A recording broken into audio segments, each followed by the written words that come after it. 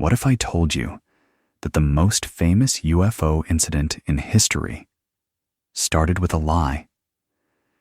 Not the lie you think you know, but a different one entirely.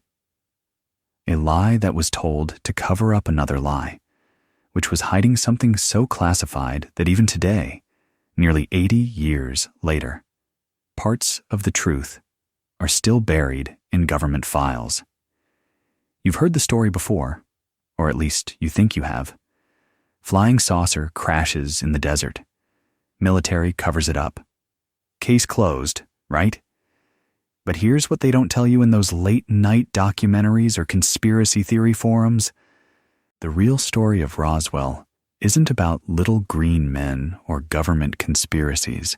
It's about something far more human, far more complex, and honestly, far more disturbing. Because what happened in that New Mexico desert in July of 1947 reveals something darker about how our government operates, how memory works, and how a single moment of confusion can spiral into decades of deception. And the strangest part? Some of the witnesses, the credible ones, the ones with nothing to gain and everything to lose, they took secrets to their graves that don't fit any official explanation. Tonight, we're going to unpack this mystery layer by layer. We'll meet the rancher who started it all, the intelligence officer who handled debris he swore wasn't from this world, and the mortician who received the most disturbing phone call of his life. We'll discover why the military told not one, but two different cover stories, and we'll explore the possibility that the truth, the real truth, might be something none of us expected.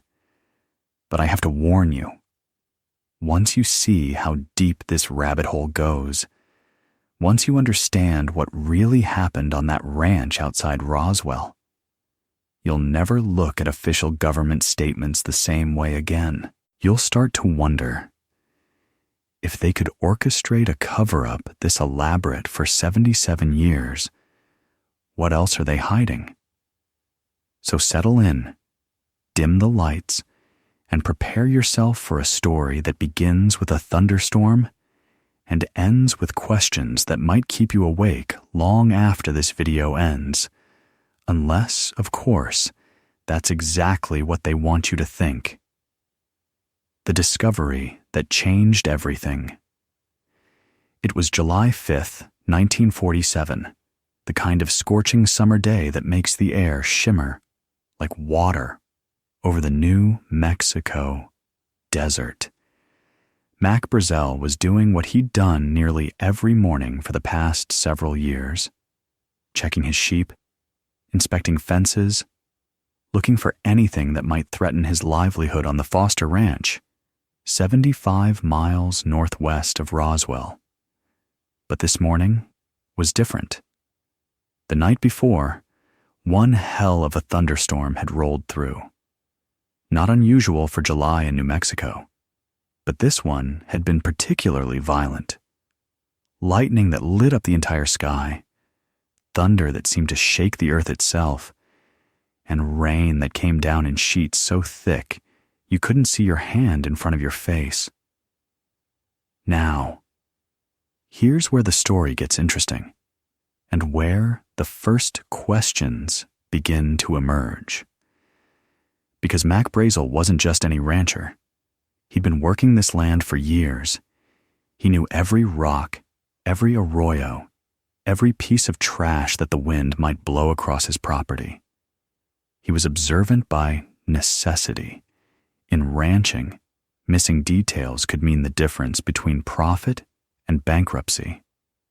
So when Brazel crested a small hill and saw his field scattered with debris, he knew immediately that something was wrong. Not just wrong, impossible. Picture this scene for a moment. As far as the eye could see, stretching across 3/4 of a mile of desert scrubland, lay fragments of something. Metallic sticks that caught the morning sunlight. Strips of what looked like tinfoil but felt different somehow. Pieces of rubber, tough paper or parchment, and threading through it all, a pathway of destruction that suggested whatever had created this mess had been moving fast and breaking apart as it went. But here's what makes this discovery so unsettling, and why it still bothers researchers today. Brazel wasn't a man given to flights of fancy. His neighbors described him as practical, no nonsense, the kind of guy who could fix anything and rarely got excited about much of anything. Yet, when he later described finding this debris field, there was something in his voice, a confusion, an unease, that suggested he'd encountered something that challenged everything he thought he knew about the world. And we know this because of what he did next. Most ranchers, finding some crashed aircraft or weather balloon on their property, might collect a few pieces, maybe call the sheriff if they thought someone might be looking for it. But Brazel did something different, something that suggests he knew, even then, that what he'd found was extraordinary. He spent the entire day collecting samples, not just a few pieces. He filled the back of his truck with fragments of this strange debris. And here's the detail that always sends chills down my spine. His daughter later recalled that when he came home that evening, he was quiet. Unusually quiet. When she asked him what was wrong, he told her he'd found something out on the range that he couldn't explain. Now, what could make a weathered rancher, a man who'd seen everything the desert could throw at him, so unsettled that he couldn't even describe it to his own daughter? This is where our story really begins, because Mac Brazel's discovery was about to set in motion a chain of events that would involve the military, the FBI, newspaper reporters, and eventually decades of speculation that continues to this day. But before we dive into that chaos, we need to understand something crucial about the debris itself, because according to every witness who handled it, and I mean every single one, this wasn't like anything they'd ever seen before. The material that defied physics. 3 days passed before Mac Brazel decided to do something about his discovery. 3 days of him handling these fragments, examining them, trying to make sense of what he'd found. And during those 3 days, something became clear to him. Whatever this material was, it didn't behave like anything he'd encountered before. His family members later described watching him try to burn the metallic fragments. They wouldn't catch fire. He tried to cut them with a knife. The blade couldn't even scratch the surface. Some of the larger pieces, despite looking like thin metal foil, couldn't be bent or creased. When you crumpled them up, they would smooth themselves back out, returning to their original shape like they had some kind of memory. Now, this is 1947. Plastic is still relatively new. Advanced alloys are decades away from consumer use. Shape memory metals won't be developed until the 1960s. So what was Mac Brazel holding in his hands? His son Bill, who was 11 at the time, later recalled one detail that still gives me goosebumps. He said some of the debris had markings on it. Not like any writing he'd seen before, but symbols that looked almost like hieroglyphics. Geometric shapes and lines that seemed to follow some kind of pattern, like a language, but unlike any alphabet anyone in the family recognized. But here's where the story takes its first dark turn. Because on July 7th, Brazel finally decided he needed to report his find. He loaded up his truck with samples of the debris and drove into Roswell. His first stop was the sheriff's office, where he walked up to Sheriff George Wilcox and essentially said, "I found something strange on my ranch, and I think you should know about it." What happened next changed everything, and it also raises questions that have never been satisfactorily answered. Sheriff Wilcox took one look at the debris samples and immediately, not after consideration, not after consulting anyone, immediately called the Roswell Army Airfield. Why? What did he see in those fragments that made him think this was a military matter? Roswell was a small town. Wilcox had been sheriff for years. He'd seen plane crashes, weather balloons, all kinds of military equipment that occasionally ended up on civilian property. So, what was different about this? The answer might lie in what happened when the military arrived. Because within hours, not days, hours, Major Jesse Marcel, the base intelligence officer, was standing in Sheriff Wilcox's office, examining the debris for himself. And this is where our story gets really interesting. Because Major Jesse Marcel wasn't just any military officer. He was the intelligence officer for the 509th Composite Group, the only atomic bomb group in the world at that time.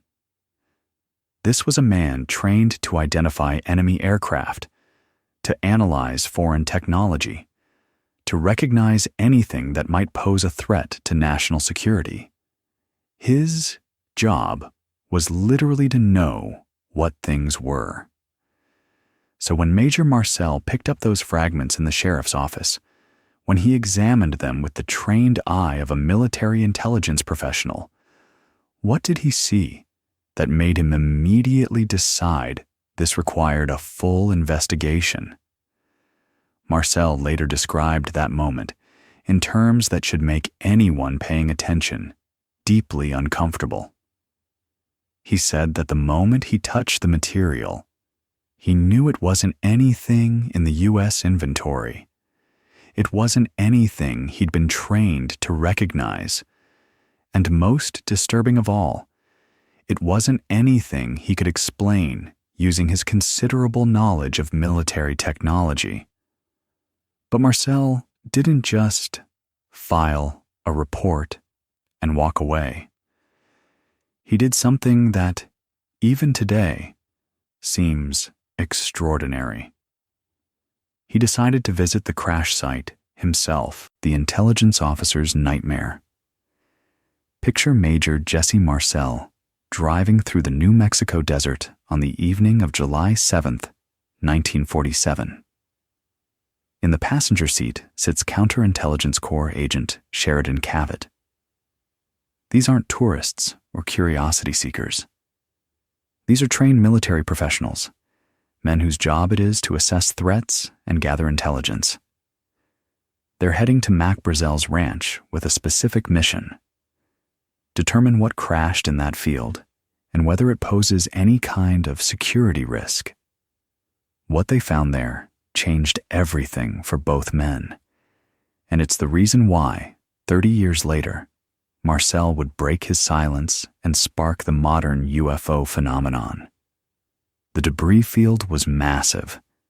Marcel later estimated it at 3/4 of a mile long and several hundred feet wide. That's not the impact site of a weather balloon or even a conventional aircraft. That's the footprint of something that was breaking apart as it traveled. Something that was disintegrating across miles of desert before finally coming to rest. But it was the debris itself that truly shook Marcel.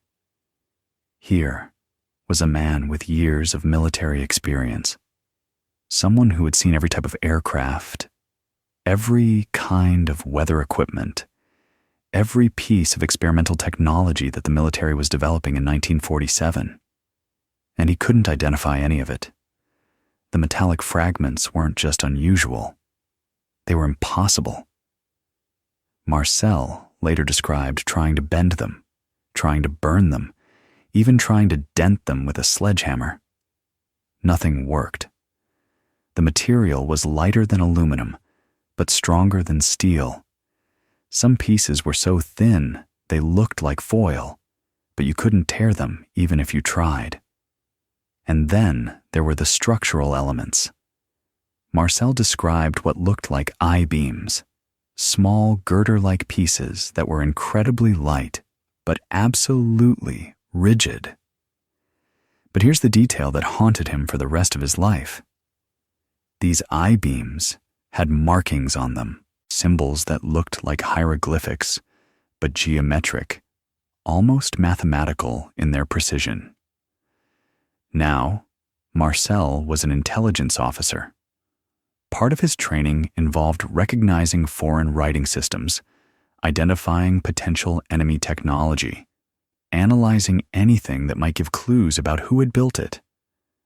But these symbols matched nothing in his extensive database of knowledge. They weren't Russian, weren't German, weren't Japanese.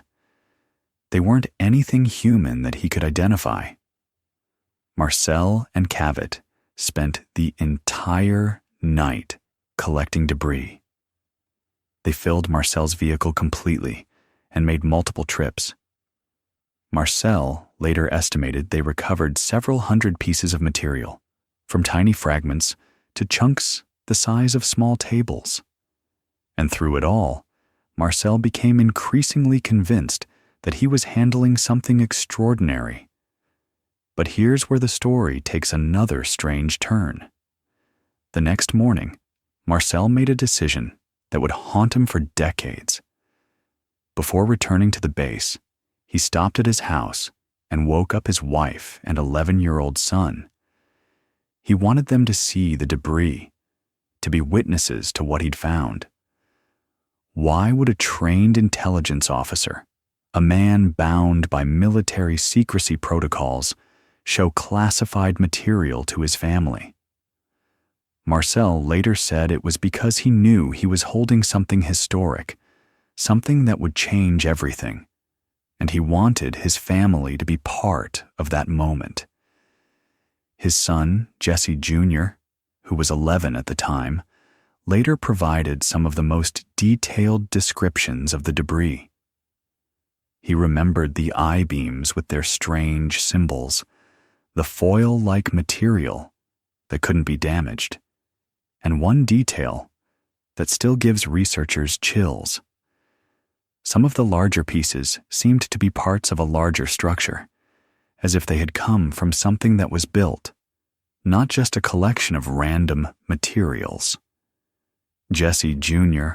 also remembered something else. He said his father was excited, but also troubled. Marcel kept saying this was the most important thing he'd ever encountered in his military career, but he also seemed worried about what it meant. And he should have been worried. Because when Marcel arrived at the base that morning, with his car full of impossible debris, he was about to trigger one of the most elaborate cover-ups in military history.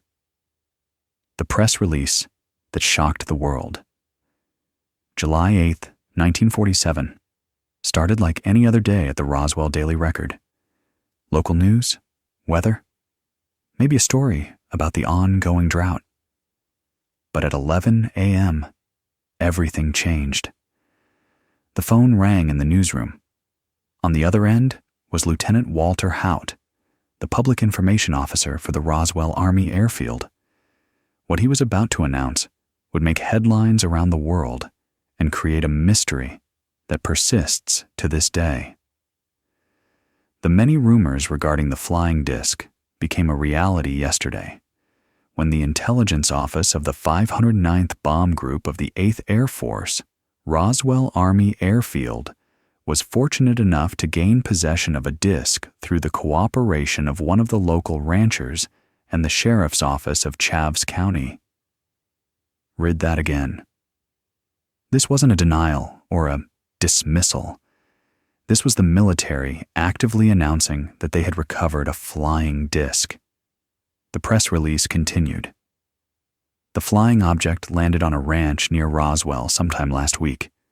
Not having phone facilities, the rancher stored the disc until such time as he was able to contact the sheriff's office, who in turn notified Major Jesse Marcel of the 509th Bomb Group Intelligence Office. Within hours, this story was racing across telegraph wires around the globe. Radio stations interrupted their regular programming. Newspapers held their evening editions to include this bombshell. The military had officially confirmed the recovery of a flying saucer. But here's what makes this announcement so extraordinary and so troubling.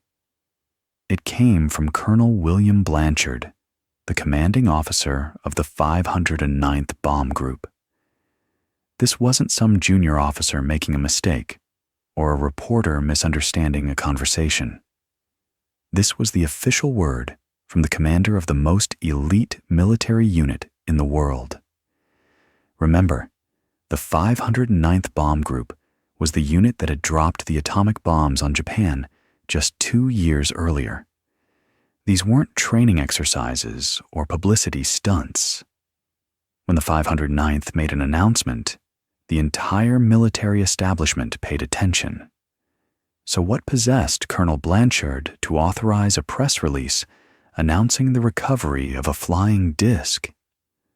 What had Major Marcel shown him that convinced the commander of America's premier nuclear bomb group that they had recovered extraterrestrial technology? The answer to that question was buried within hours. Because while newspapers around the world were rushing to print with headlines about flying saucers and alien technology, something else was happening. General Roger Ramey, Blanchard's superior at the 8th Air Force Headquarters in Fort Worth, Texas, was making urgent phone calls. By 4 p.m. that same day, just 5 hours after the original announcement, a very different story was emerging from Fort Worth Army Airfield. General Ramey called his own press conference, and what he announced changed everything. The alleged flying disc turned out to be nothing more than a weather balloon. Major Marcel was apparently confused by the unusual appearance of the radar reflector attached to the balloon. To prove his point, Ramey had Marcel pose for photographs with the remains of a weather balloon and radar reflector. The images show Marcel kneeling next to conventional military equipment, looking notably uncomfortable. But here's what should bother anyone paying attention to this story. How does a trained intelligence officer, a man whose job it is to identify unknown objects, mistake a weather balloon for something extraordinary enough to announce to the world? And more importantly, why did it take General Ramey exactly 5 hours to correct this supposed mistake? What happened during those 5 hours that necessitated such a dramatic reversal?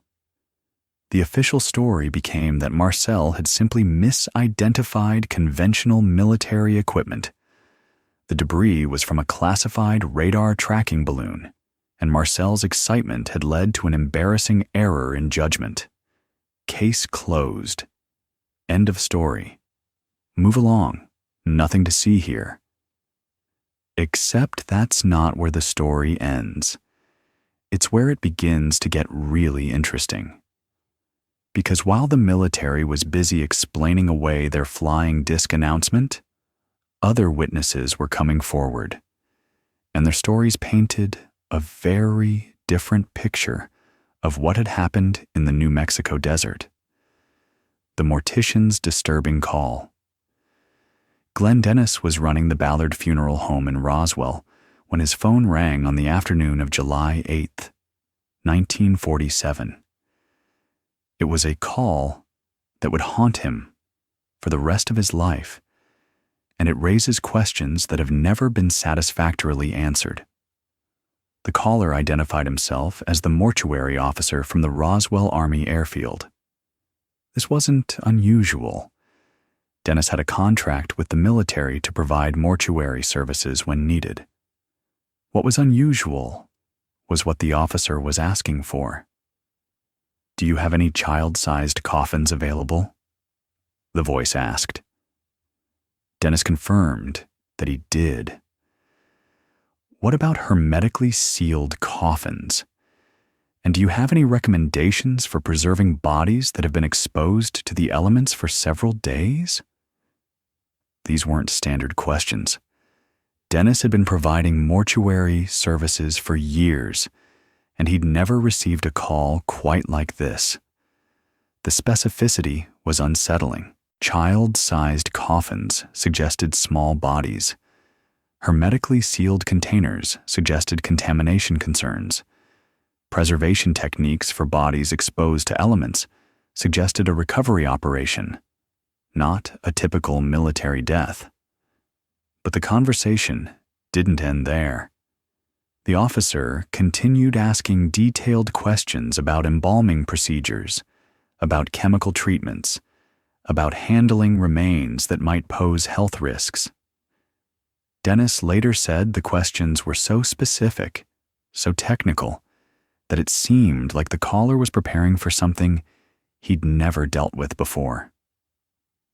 Dennis agreed to deliver the requested supplies to the base, but when he arrived at the hospital, he encountered something that made his blood run cold. The loading dock, normally quiet and orderly, was swarming with activity. Military personnel were moving with unusual urgency, and there was a smell in the air, something Dennis, with his experience in mortuary science, recognized but couldn't quite place. It was the smell of death, but different somehow. More chemical, more wrong. As Dennis was unloading his supplies, he noticed several large wooden crates being loaded onto trucks. The crates were the right size to be coffins, but they were handled with unusual care. Military personnel were wearing gloves, and some had masks over their faces. But then, Dennis saw something that changed everything.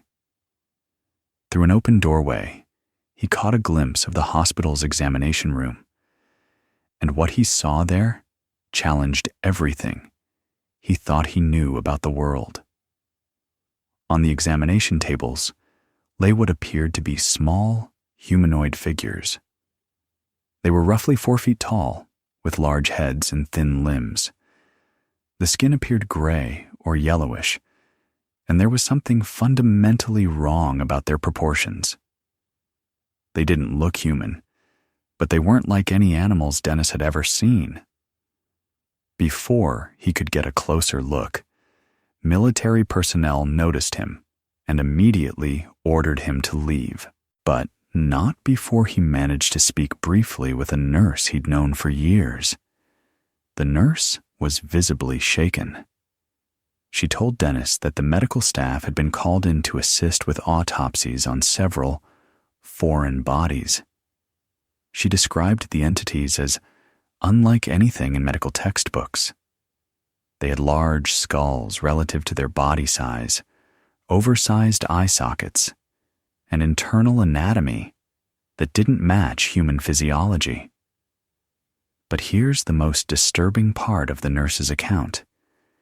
She said the medical team had been sworn to secrecy under threat of court-martial. Anyone who discussed what they'd seen would face immediate imprisonment and the end of their military career. Dennis tried to contact the nurse again the next day, but was told she had been transferred to a base in England. He never spoke to her again, and despite decades of research by UFO investigators, no one has ever been able to confirm her identity or locate any records of her existence. The official explanation for Dennis's experience? Military officials claim no such calls were made, no special mortuary services were requested, and no unusual autopsies were performed at the base hospital. They suggest Dennis either fabricated the story or was the victim of an elaborate prank. But Dennis had no history of making false claims. He was a respected businessman in the community, someone with a reputation for honesty and reliability. What would motivate him to invent such a story? And how do you explain the specific technical details he provided about mortuary procedures that matched exactly what would be needed for the type of examination he described? More troubling still, Dennis's account aligns perfectly with other witness testimonies from that same time period. Stories of unusual activity at the base, of medical personnel being called in for emergency procedures, of crates and equipment being moved under heavy security. These weren't coordinated fabrications. These were independent witnesses describing the same extraordinary events from different perspectives. The archaeologist's secret discovery. While the military was busy managing the crisis in Roswell, something else was happening about 40 miles northwest of the town. Something that, if true, represents the most significant aspect of the entire incident. Dr. Holden was a respected archaeologist from a local university, conducting a routine survey of potential dig sites with a team of graduate students. They were looking for Native American artifacts, the kind of historical research that was common in the area. It was supposed to be a normal summer field project. But on the morning of July 8th, while hiking through an arroyo system, the team discovered something that had nothing to do with ancient history. Embedded in the side of a ravine, partially buried, and clearly the result of a high-speed impact, was what appeared to be a metallic craft. It was roughly disc-shaped, maybe 30 feet in diameter, and constructed from a material that didn't look like any metal the students had ever seen. But that wasn't the most shocking discovery. Near the craft, scattered around the impact site, were several small bodies. The students initially thought they might be children, but as they got closer, it became clear that these weren't human remains. The proportions were wrong, the skeletal structure was different, and the heads were disproportionately large compared to the body size.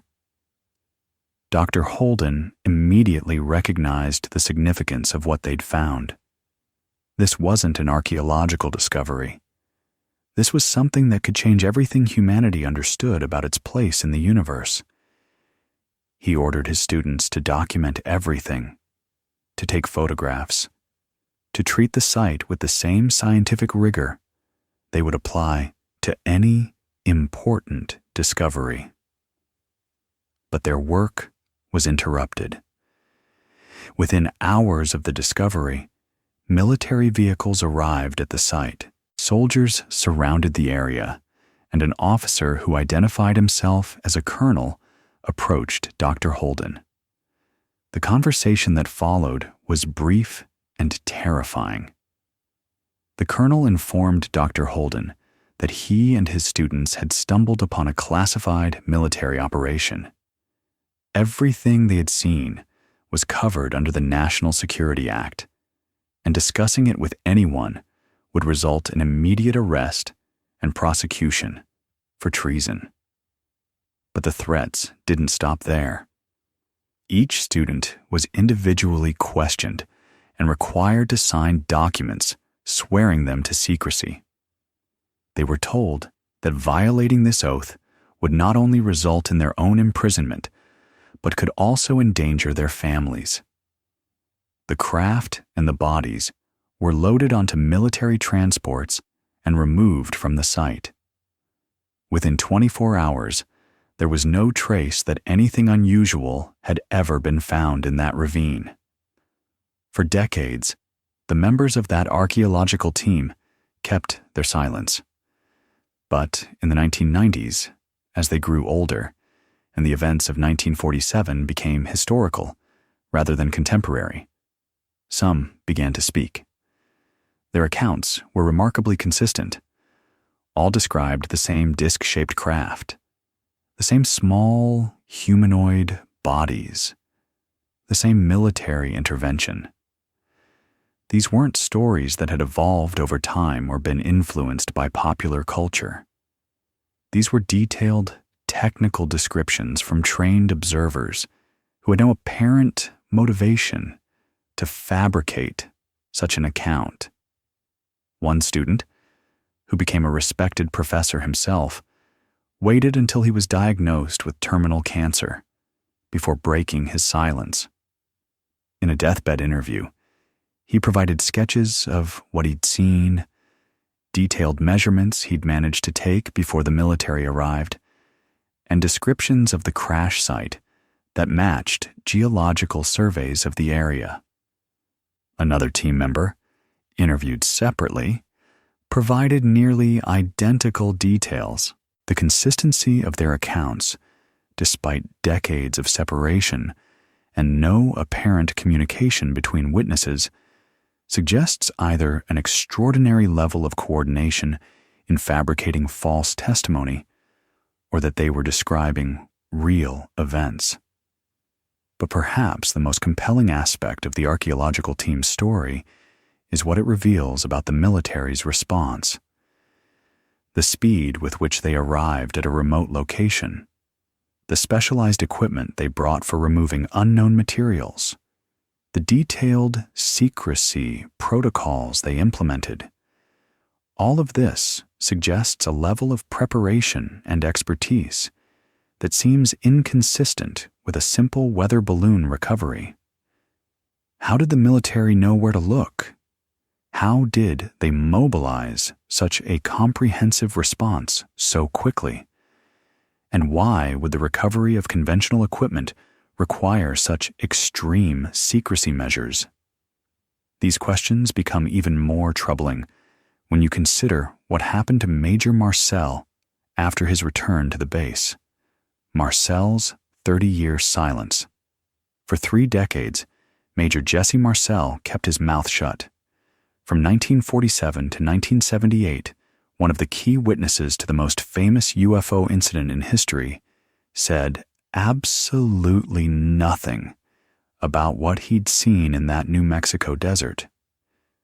This wasn't because Marcel had forgotten about the incident or decided it wasn't important. By all accounts, he thought about it constantly.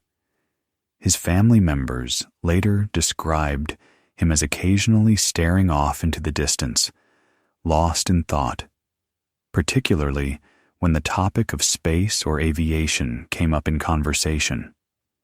So why the silence? What happened to Marcel after he returned to the base that convinced him to keep quiet for 30 years? The official record shows that Marcel continued his military career without incident. He received commendations, promotions, and was eventually assigned to other duties. By all appearances, the Roswell incident had no negative impact on his career trajectory. But Marcel's family tells a different story. They describe a man who was fundamentally changed by his experience in 1947. He became more serious, more contemplative, less likely to discuss his work even in general terms. It was as if he was carrying a burden that he couldn't share with anyone.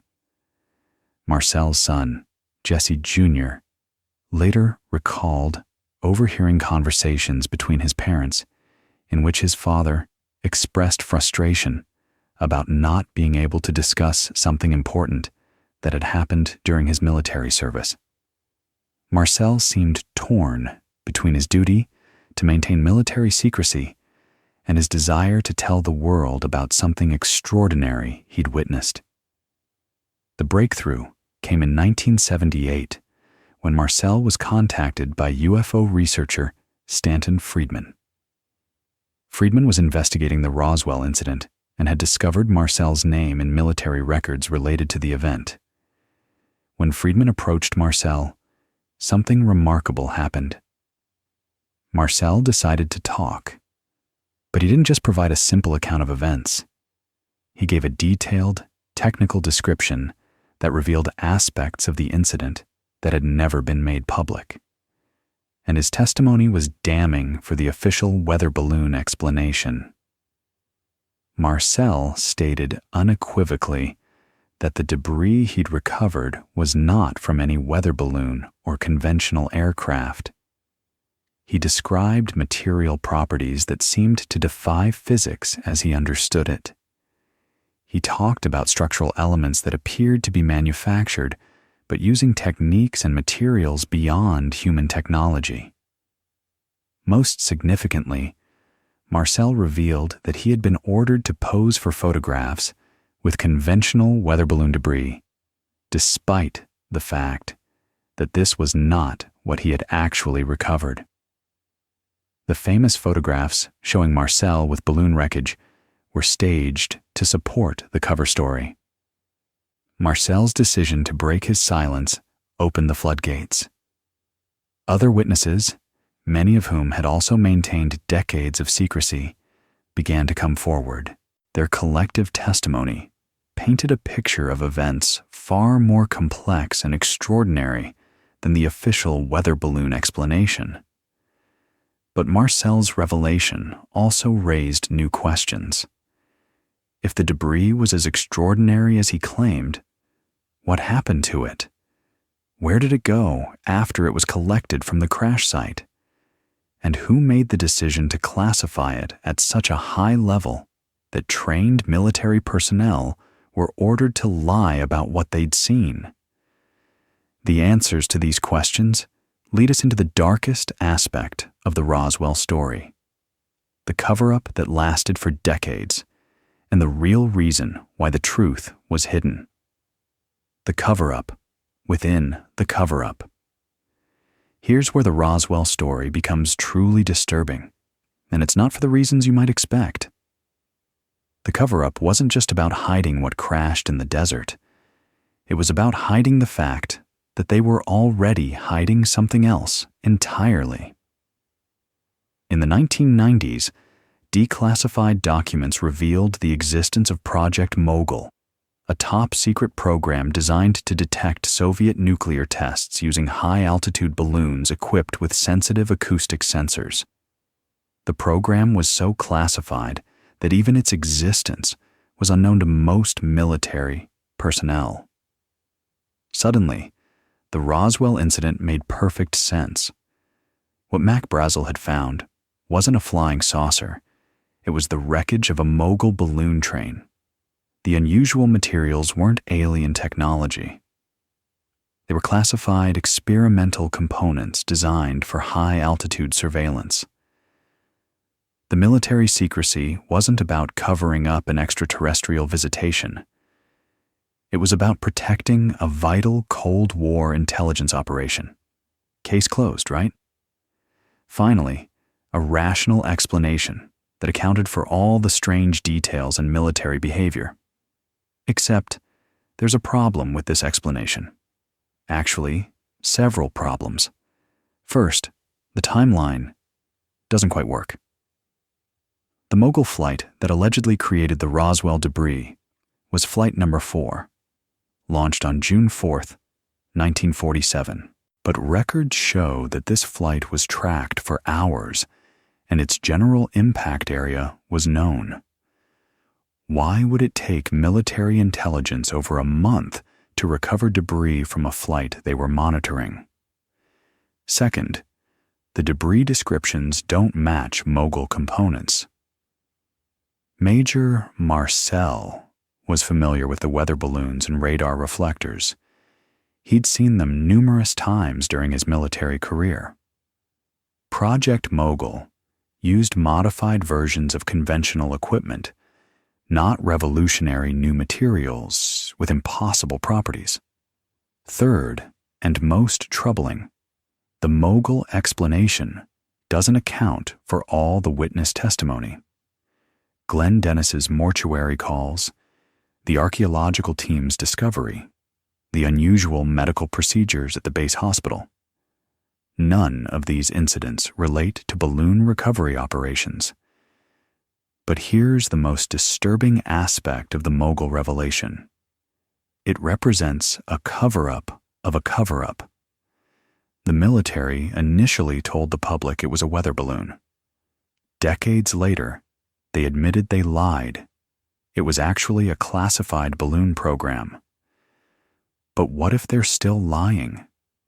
What if Project Mogul is just another layer of deception, designed to provide a plausible classified explanation that satisfies curiosity without revealing the actual truth? This isn't paranoid speculation. This is exactly how classified disinformation works. You provide a series of explanations, each more secret than the last, until the questioner feels they've uncovered the real truth and stops digging deeper. Think about it. If you wanted to hide something truly extraordinary, wouldn't you prepare a series of cover stories? First, you claim it's a weather balloon. When that becomes untenable, you reveal it was actually a classified military project. When investigators feel they've penetrated the secrecy and discovered the real explanation, they stop looking for deeper truth. But some witnesses never accepted any of the official explanations. Major Marcel, until his death, maintained that what he handled in 1947 was not from any terrestrial source. Glenn Dennis never wavered in his account of the mortuary calls and the unusual medical procedures.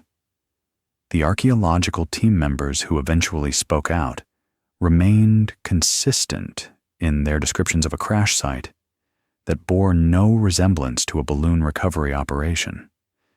These weren't people seeking fame or fortune.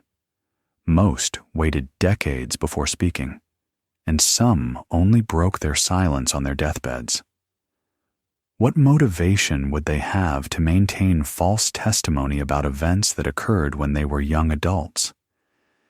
The persistence of witness testimony that contradicts all official explanations suggests something remarkable: that the truth about Roswell might be even stranger than the cover-up. The witnesses who never changed their stories. As decades passed, and the Roswell incident became a cultural phenomenon, something interesting happened to the witness testimony. Some stories evolved, grew more elaborate, incorporated details that seemed influenced by science fiction movies and popular UFO lore. But other accounts remained remarkably stable, told with the same details and the same level of conviction, year after year, decade after decade.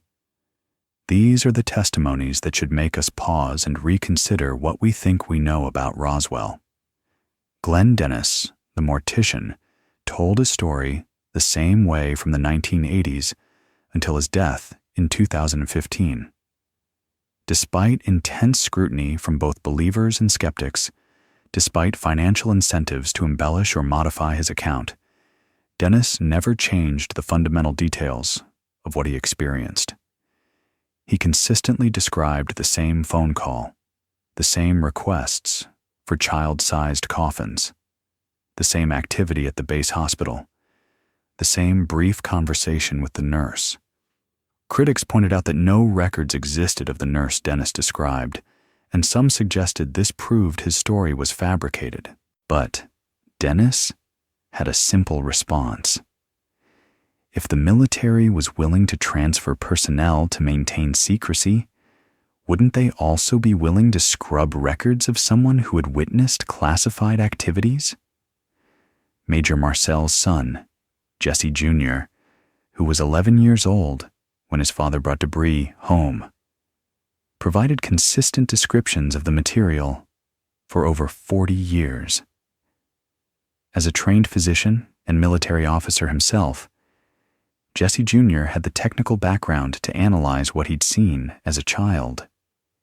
His descriptions of the I-beam structures, the strange symbols, the unusual material properties never varied, even under aggressive questioning by skeptical investigators.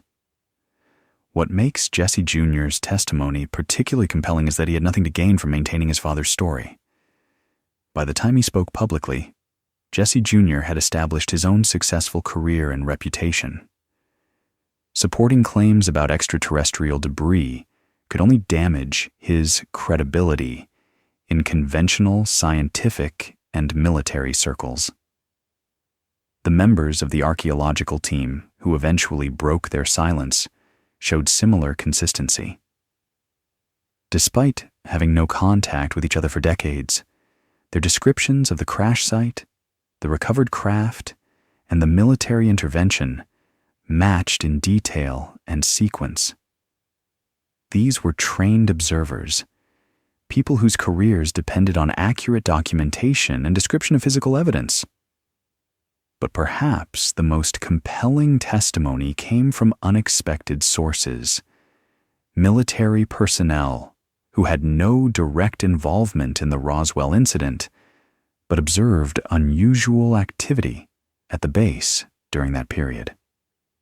Multiple witnesses described increased security, unusual flight activity, and the arrival of personnel from other military installations. Base personnel reported that certain areas of the facility were suddenly off limits and that equipment was moved under unprecedented secrecy protocols. These witnesses weren't claiming to have seen alien bodies or exotic technology. They were simply describing changes in routine, modifications to standard operating procedures that suggested something extraordinary was being handled at the base. Their accounts are significant because they had no reason to fabricate stories about administrative changes or security modifications. These were mundane observations that only gained significance when viewed in the context of the larger incident.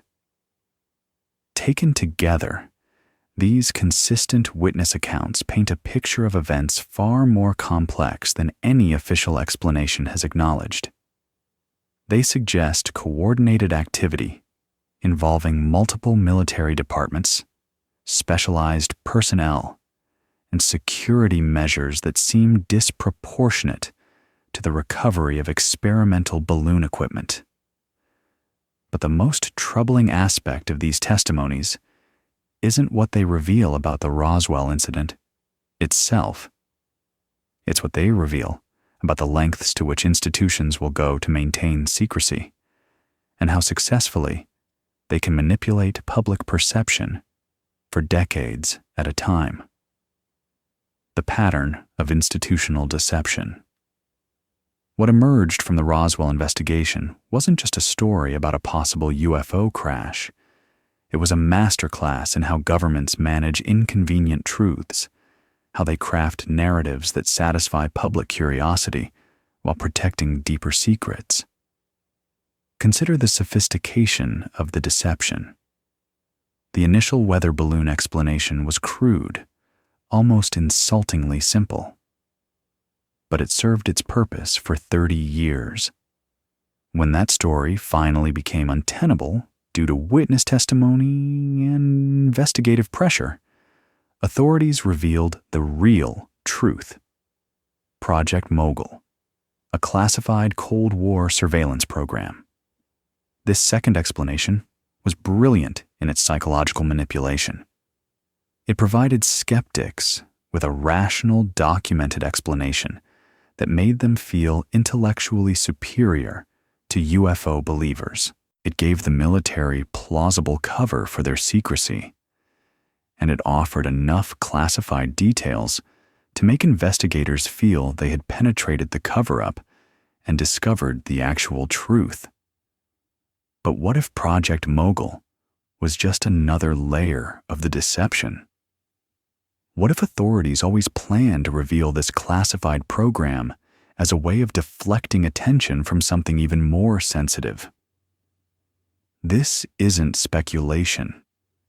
Declassified documents from other incidents show that intelligence agencies routinely prepare multiple cover stories, each designed to satisfy different levels of inquiry. They understand that determined investigators will eventually penetrate initial explanations, so they prepare more sophisticated deceptions to satisfy deeper questioning. The Roswell case demonstrates this principle perfectly. Weather balloon becomes classified surveillance program becomes what? What happens when investigators penetrate the Project Mogul explanation and discover it doesn't account for all the evidence? We may already be seeing the answer. In recent years, government agencies have begun acknowledging the existence of unidentified aerial phenomena that demonstrate capabilities beyond current human technology. Official reports describe objects that violate known laws of physics, that appear to be under intelligent control, and that pose potential national security concerns. This represents a dramatic shift from decades of denial and ridicule. But is it disclosure, or is it just the next level of managed information release? Consider the timing. Just as the Roswell incident reaches its 75th anniversary, just as surviving witnesses are passing away and taking their secrets to the grave, authorities begin admitting that maybe, just maybe, there are things in our skies that we can't explain. But these new admissions are carefully controlled. They acknowledge mysterious phenomena without speculating about origins. They release grainy videos that show unusual objects without providing clear images or detailed analysis. They admit ignorance while maintaining that whatever these things are, they pose no immediate threat. This is classic limited hangout strategy. Reveal part of the truth to prevent discovery of the whole truth.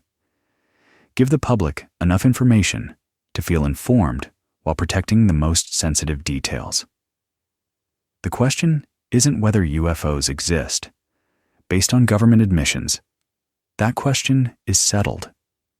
The question is what authorities have known about them, for how long, and why they've chosen this particular moment to begin selective disclosure. And that brings us back to Roswell. Because if the incident really was just a weather balloon, or even a classified surveillance project, why does it continue to generate such intense official interest? Why do government agencies still classify documents related to a 75-year-old balloon crash? The documents that remain hidden. Here's something that should bother everyone following the Roswell story. 75 years later, documents related to the incident remain classified. Not just sensitive details or specific technical information, but basic administrative records that should have been declassified decades ago. Why would routine military paperwork from 1947 still require protection in 2022? What could possibly remain sensitive about the recovery of experimental balloon equipment from 3/4 of a century ago? The official explanation is that these documents might reveal intelligence gathering methods that remain relevant to current operations. But this strains credibility. Surveillance balloon technology from 1947 has been obsolete for decades. Cold War acoustic detection methods have been superseded by satellite monitoring and other advanced systems. What's more likely is that these documents contain information that contradicts official explanations of the incident. They might reveal the true nature of what was recovered, the real reason for the extreme secrecy, or details about subsequent investigation and analysis that continue to have security implications. The classification of Roswell-related documents follows a pattern seen in other unexplained incidents. Materials that should be historical curiosities remain protected at levels typically reserved for current operational intelligence. This suggests ongoing relevance that extends far beyond academic interest in a Cold War surveillance program. Freedom of Information Act requests for Roswell documents routinely encounter resistance that seems disproportionate to the supposed sensitivity of the material.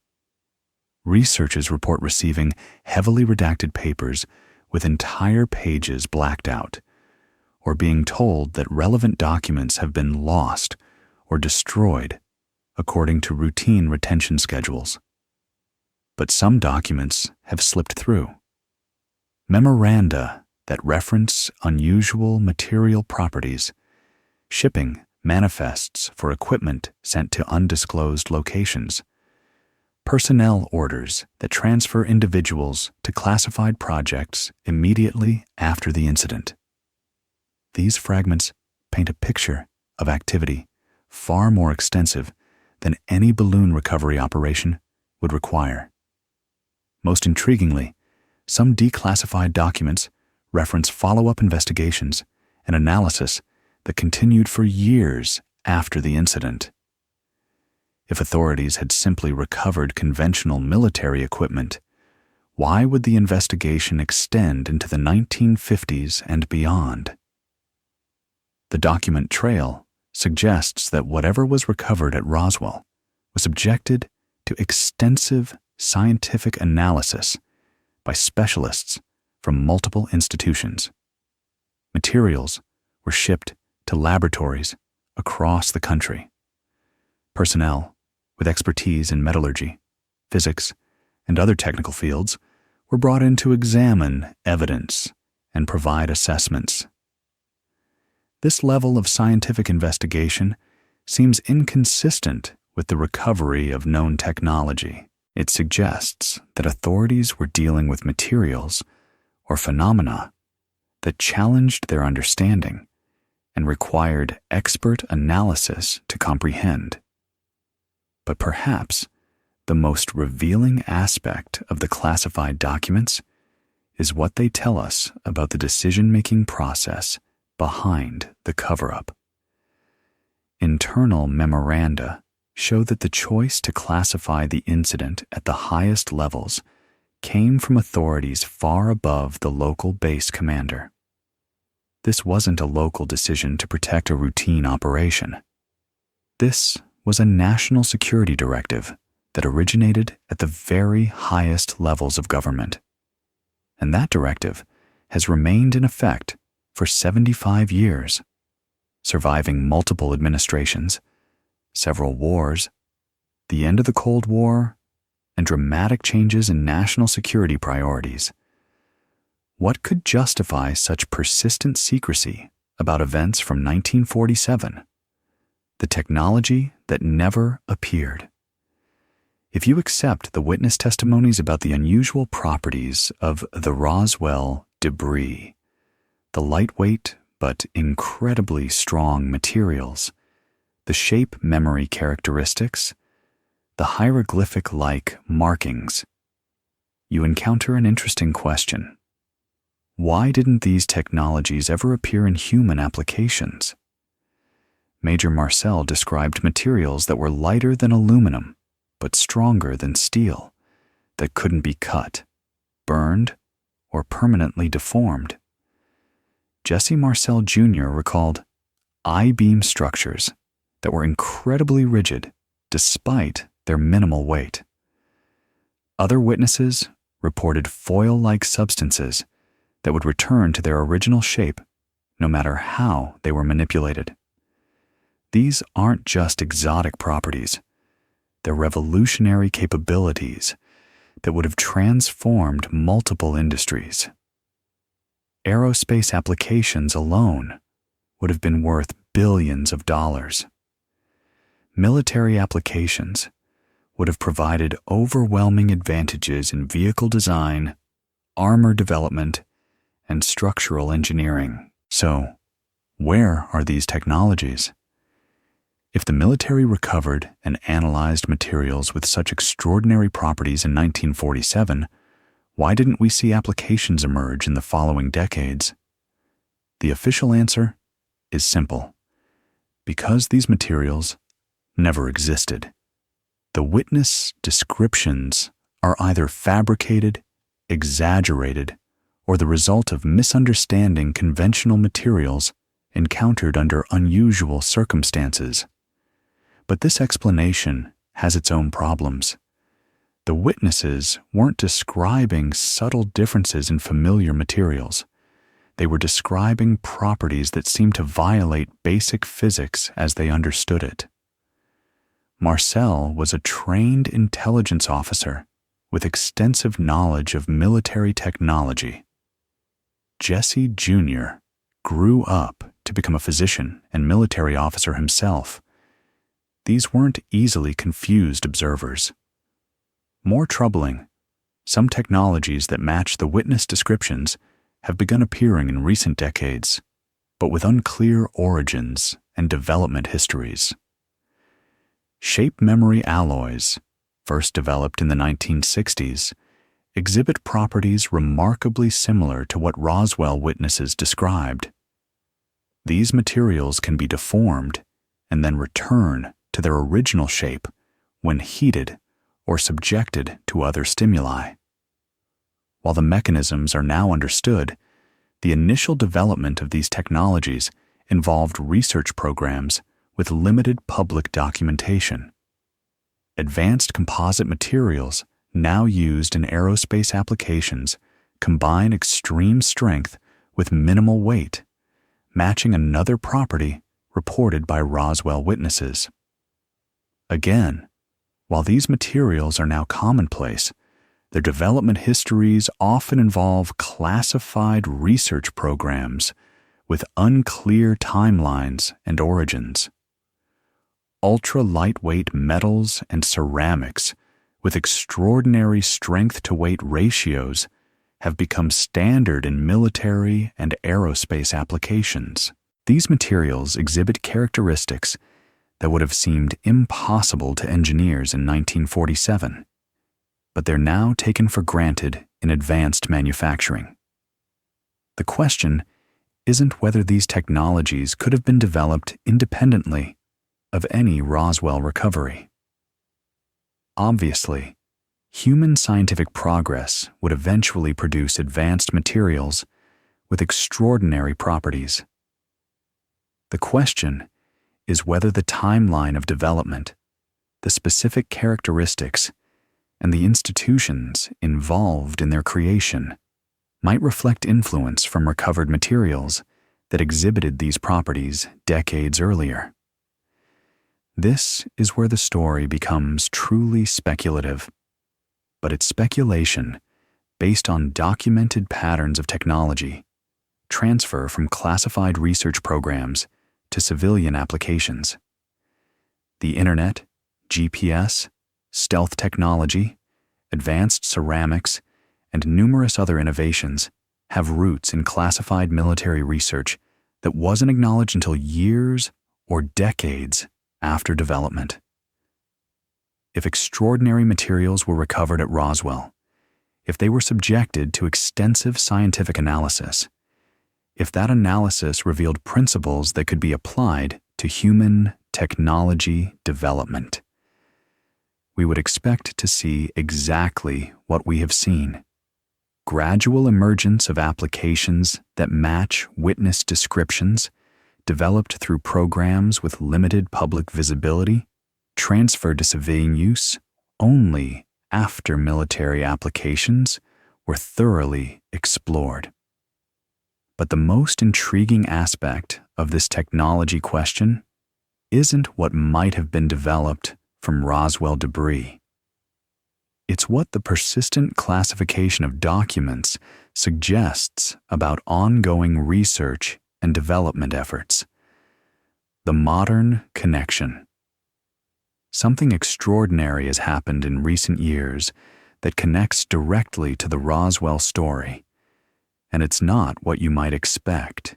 Government agencies have begun releasing videos and reports that acknowledge the existence of unidentified aerial phenomena with capabilities that seem to defy conventional physics. These aren't grainy photographs from amateur observers. These are official military recordings, often from multiple sensor systems, showing objects that accelerate instantaneously, change direction at impossible angles, and demonstrate flight characteristics far beyond current human technology. The Pentagon's acknowledgement of these phenomena represents a complete reversal from decades of denial and ridicule. For 70 years, authorities insisted that reports of unusual aerial objects were misidentifications, hoaxes, or evidence of mental instability.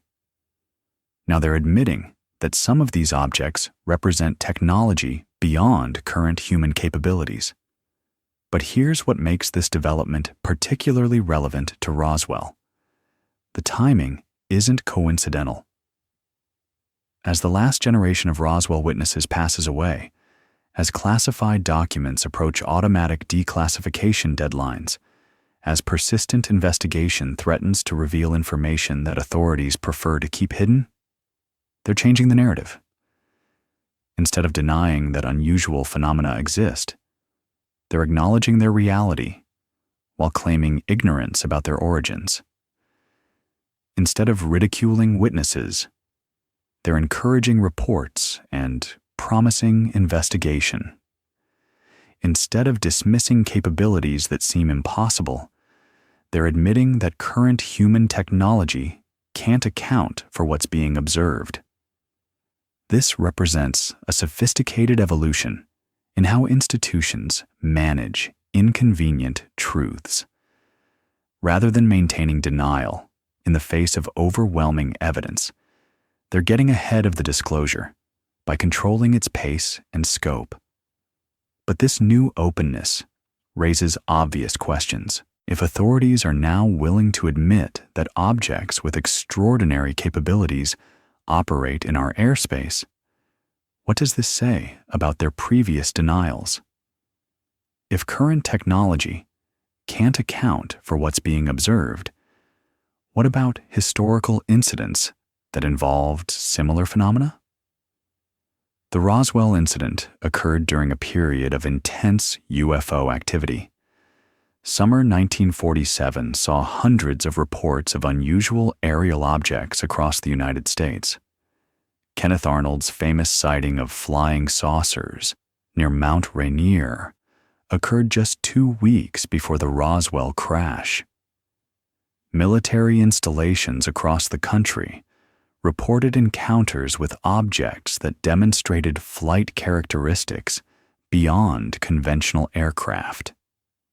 Yet, authorities insisted that all of these reports had conventional explanations: weather balloons, aircraft misidentifications, atmospheric phenomena, hoaxes, or hallucinations. Now they're admitting that some similar reports represent genuine mysteries. The question becomes, if current UAP reports are acknowledgments of real phenomena that authorities can't explain, what does this suggest about historical incidents that were dismissed using the same explanations that are now being abandoned? This isn't just about Roswell.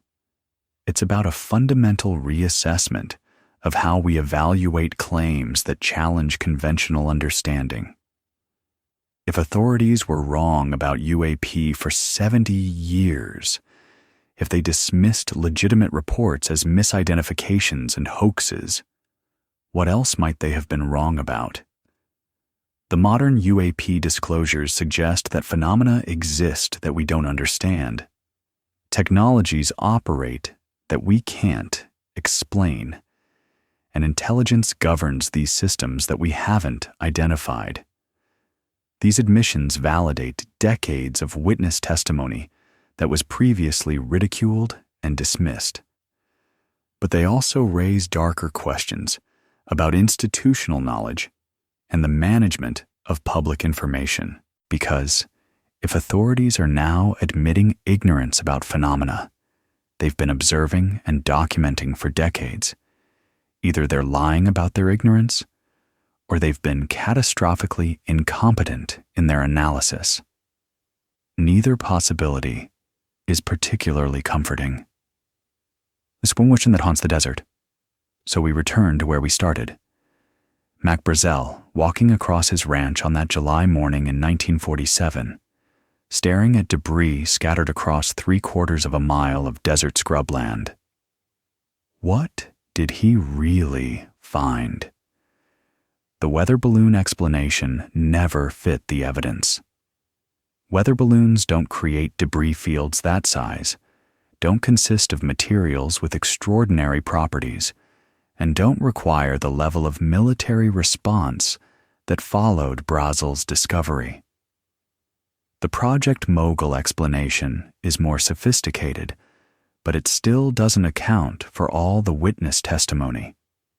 Classified surveillance balloons might explain the initial secrecy, but they don't explain the mortuary calls, the archaeological team's discovery, or the medical procedures at the base hospital. The extraterrestrial explanation remains possible, but it requires accepting that authorities have maintained an extraordinary level of secrecy for 75 years, that multiple witnesses have provided consistent testimony about impossible events, and that technologies beyond human capabilities crashed in the New Mexico desert and were successfully recovered and hidden. But there's a fourth possibility that's both more mundane and more disturbing than any alien visitation. That Roswell represents a case study in how institutions manage inconvenient truths, how they craft narratives to satisfy public curiosity while protecting deeper secrets, and how successfully they can control information for decades at a time. Maybe what crashed at Roswell wasn't extraterrestrial technology. Maybe it was human technology, so advanced, so classified, so sensitive that authorities preferred to let people believe in flying saucers rather than reveal what they were really developing. Consider the timeline. 1947 was the birth of the national security state, the beginning of the Cold War, the start of military research programs that would eventually produce technologies that seemed impossible to previous generations. Jet aircraft, nuclear weapons, rocket technology, electronic systems, all were advancing at unprecedented rates in highly classified programs. What if Roswell wasn't about recovered alien technology, but about experimental human technology that was so advanced it seemed alien to observers?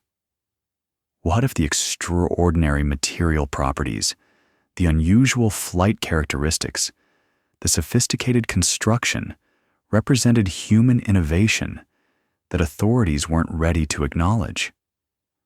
This would explain the extreme secrecy, the multiple cover stories, the persistent classification of documents, and the ongoing official interest in an incident from 75 years ago. It would also explain why witness testimony remains consistent despite decades of official denial. Because the witnesses really did see something extraordinary, even if it wasn't what they thought it was. But this explanation raises its own disturbing questions. If human technology was already that advanced in 1947, what capabilities exist today? If authorities were willing to maintain such elaborate deceptions for 75 years, what other truths are they hiding? If they preferred to let people believe in aliens rather than reveal human capabilities, what does this suggest about the real state of technological development? The Roswell incident may ultimately be less about extraterrestrial visitation and more about the extraordinary lengths to which institutions will go to protect their secrets. It may be a story about human technology so advanced that it seemed alien, human deception so sophisticated that it lasted for generations, and human secrecy so pervasive that we still don't know what really happened in that desert. The legacy of unanswered questions. As we settle into sleep tonight, consider what the Roswell incident really represents. It's not just a story about flying saucers or government cover-ups. It's a meditation on the nature of truth in a world where institutions have the power to shape reality through information control. For 75 years, authorities have provided conflicting explanations for what happened in the New Mexico desert. Weather balloon became classified surveillance program, became unidentified phenomenon. Each explanation was presented with confidence, supported by documentation, defended by experts. Yet each was eventually revealed to be incomplete or false. What does this tell us about our ability to discern truth from institutional deception? How do we evaluate claims when the very authorities we rely on for verification have demonstrable histories of providing false information? The witnesses to the Roswell incident, Mac Brazel, Major Marcel, Glenn Dennis, the archaeological team, the medical personnel, they saw something that challenged their understanding of the world. Their testimony has remained consistent across decades, despite intense scrutiny, ridicule, and pressure to recant. These weren't attention seekers or profit-motivated fabricators. Many waited decades before speaking. Some only broke their silence on their deathbeds. And most faced social and professional consequences for their accounts. Yet they maintained their stories with remarkable consistency. What they saw may have been extraterrestrial technology, advanced human technology, or something else entirely. But they saw something that was extraordinary enough to haunt them for the rest of their lives. Something that authorities considered sensitive enough to classify for 3/4 of a century. The specific nature of what crashed at Roswell may be less important than what the incident reveals about the relationship between citizens and institutions, between witnesses and authorities, between truth and power. In our world of managed information and controlled narratives, the Roswell incident stands as a reminder that official explanations aren't always accurate, that witness testimony shouldn't be automatically dismissed, and that some truths remain hidden regardless of how much time passes. The desert where Mac Brazel made his discovery still stretches under the New Mexico sky. The military installations where unusual debris was analyzed still operate under classification protocols. The questions raised by witness testimony still await satisfactory answers. And somewhere in classified files, in secure facilities, in the memories of people who've taken oaths of secrecy, the real truth about what happened at Roswell continues to wait for disclosure. Perhaps that truth involves visitors from another world. Perhaps it involves human technology so advanced it seemed alien. Perhaps it involves deceptions so sophisticated that we're still being manipulated by them today. Or perhaps the truth is something none of us have imagined, something that would challenge our understanding of reality itself. As you drift towards sleep, let your mind wander across that desert landscape where it all began. Feel the vastness of the sky, the silence of the night, the weight of unanswered questions that span decades and touch the deepest mysteries of existence. What secrets hide behind the stars? What truths wait beyond the horizon? What extraordinary realities operate just outside our perception, leaving only fragments of evidence for those brave enough to look? The Roswell incident may never be fully explained. Its witnesses may take their final secrets to the grave. Its documents may remain classified until they crumble into dust. But the questions it raises about truth and deception, about what we know and what we're told, about the extraordinary possibilities that exist just beyond the edges of our understanding, those questions will continue to echo across the desert night, calling to anyone willing to wonder what really happened when something impossible fell from the sky and changed everything. Rest now, knowing that somewhere in the darkness, mysteries still wait to be solved, truths still wait to be revealed, and the universe still holds secrets that would take our breath away if we ever discovered them.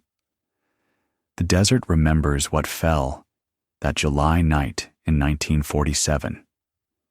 The stars know what traveled between them, and the truth, whatever it may be, continues to wait patiently for the day when secrecy finally yields to disclosure, when witnesses are vindicated, and when the extraordinary becomes accepted.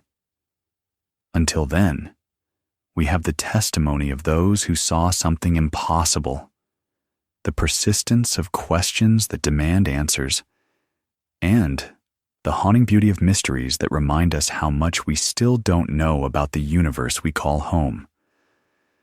Sleep well and dream of possibilities that stretch beyond the horizon, truths that wait beyond the classified files, and wonders that exist just outside our current understanding of what's possible in this vast, mysterious cosmos we're privileged to inhabit. The story of Roswell isn't over. It's simply waiting for its next chapter to be written.